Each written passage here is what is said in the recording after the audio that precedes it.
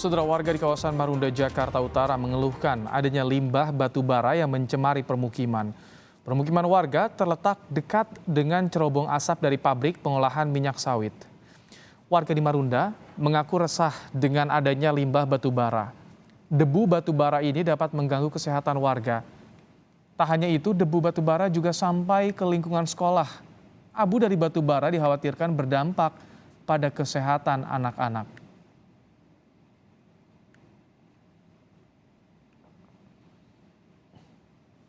Rusunawa Marunda, terutama anak-anak. Atas kejadian ini, Komisi Perlindungan Anak Indonesia angkat suara.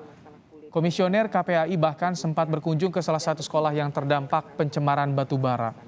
Abu dari batu bara ini dikhawatirkan berdampak pada kesehatan anak-anak. Dan semakin hari pencemaran semakin parah.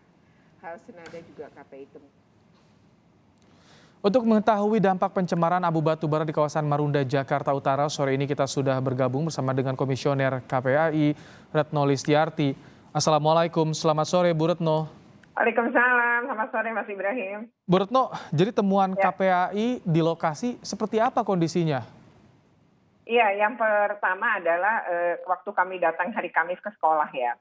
Di sekolah itu dari wawancara kami dengan para guru dan juga OB di sekolah, mereka mengatakan gitu kalau sekolah itu harus disapu satu hari itu sampai 4 kali sepanjang pembelajaran berlangsung. Karena sistemnya 2 shift, pembelajaran itu baru berakhir sekitar 13.30. Jadi itu harus 4 kali disapu, 4 kali dipel. Kalau tidak maka debu di lantai-lantai itu akan sangat tebal sehingga memang harus selalu disapu. Itu pertama.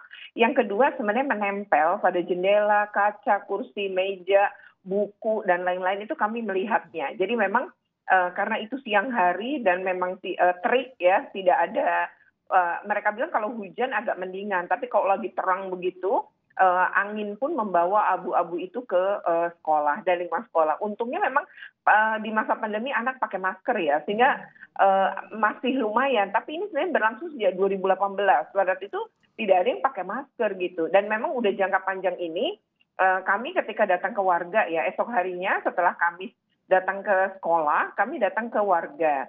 Nah sebenarnya ini ada SLB-nya juga nih di sekolah. Jadi ini sekolah satu atap, ada SDN Negeri 05 Marunda, ada SMP 290, dan ada SLB. Jadi ada anak-anak berkebutuhan khusus juga menghirup asap abu ini gitu ya.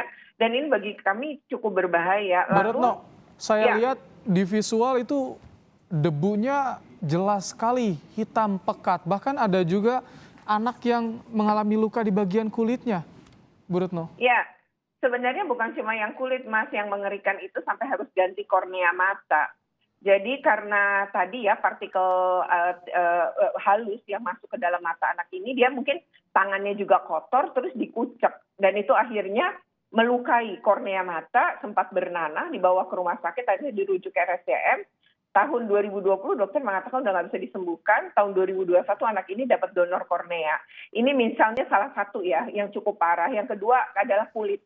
Kalau untuk kulit ya ketika kami datang Jumat itu ada beberapa anak yang bersaksi dan memang kami lihat sendiri tubuhnya penuh dengan luka ya, selain digaruk-garuk juga karena memang kulitnya itu rusak. Jadi nggak cuma anak-anak, orang dewasa juga mengalami hal yang sama. Jadi ada di situ Pak RT, kulitnya juga sekujur tubuhnya penuh dengan luka gitu ya. Jadi anak-anak ini bahkan katanya jarang tidur malamnya itu jadi tidak nyenyak karena rasa gatal yang mereka rasakan. Dan ada satu anak bilang bahkan, aduh saya udah nggak kuat gitu ya. Ini menurut kami sangat memprihatinkan ya. Dan itu berlangsung sudah sedemikian lama. Dan memang kok tidak kami melihat belum ada tindakan kalau dari warga bicara kepada kami ya, makanya nanti akan kita tindak lanjuti. Ini harus jelas ya, ini harus melindungi anak-anak kita ya, harus ada kebijakan yang tegas dari Pemprov DKI ya untuk melindungi warga. Jadi Bu Retno, sejak 2018 apakah sudah ada yang menggandukan ke Pemprov DKI? Apa langkah yang dilakukan oleh Pemprov DKI untuk mengatasi masalah ini? Sebenarnya ada pengaduan tapi katanya ke Dinas Lingkungan Hidup ya. Dinas Lingkungan Hidup sendiri menurut pihak kelurahan, karena waktu kami datang bertemu warga hari Jumat, pihak kelurahan juga datang. Dan mereka bilang sebenarnya sudah dilakukan gitu ya, istilahnya mungkin AMDAL kali ya bahasanya yang kita pahami. dan ternyata memang ada apa ya istilahnya tuh PT ini atau perusahaan ini tuh memang ada yang dilanggar gitu. Nah tapi tidak ada tindakan dan warga juga cerita mereka sempat yang di RW 7 itu dekat sekali sama lokasi sempat dikasih sembako gitu. Tapi sembako itu ditolak oleh mereka gitu ya karena yang mereka butuhkan bukan sembako tapi udara yang bersih. Jadi gitu. dari tahun 2018 belum ada langkah dari provinsi untuk mengatasi masalah ini, Bu Retno?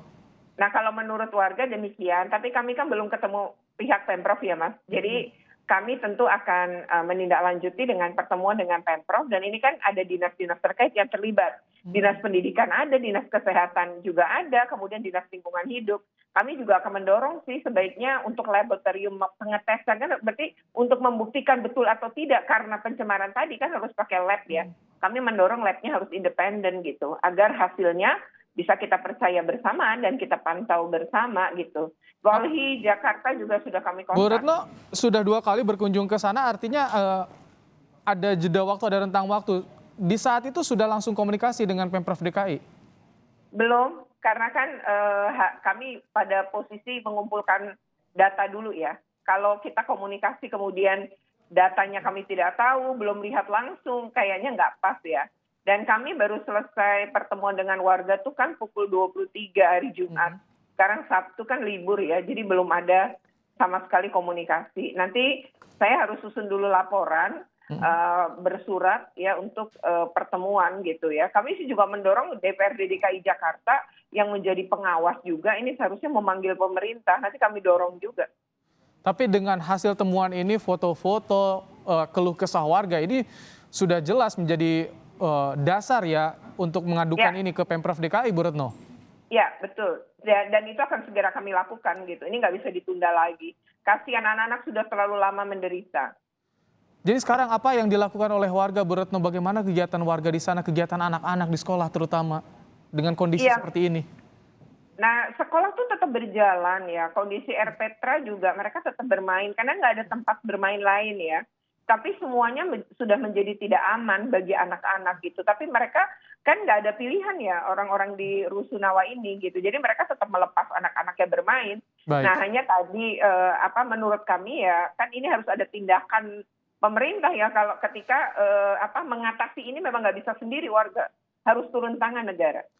Kita akan tunggu nanti bagaimana langkah yang dilakukan oleh pemerintah Provinsi DKI Jakarta karena ini masalah kesehatan bagi anak-anak di kawasan Marunda, Jakarta Utara. Terima kasih, Bu Retno. Kita tunggu juga langkah dari KPAI soal ini. Terima kasih telah menyampaikan informasi terkini dalam program Kompas Petang. Retno Listiarti, Komisioner KPAI.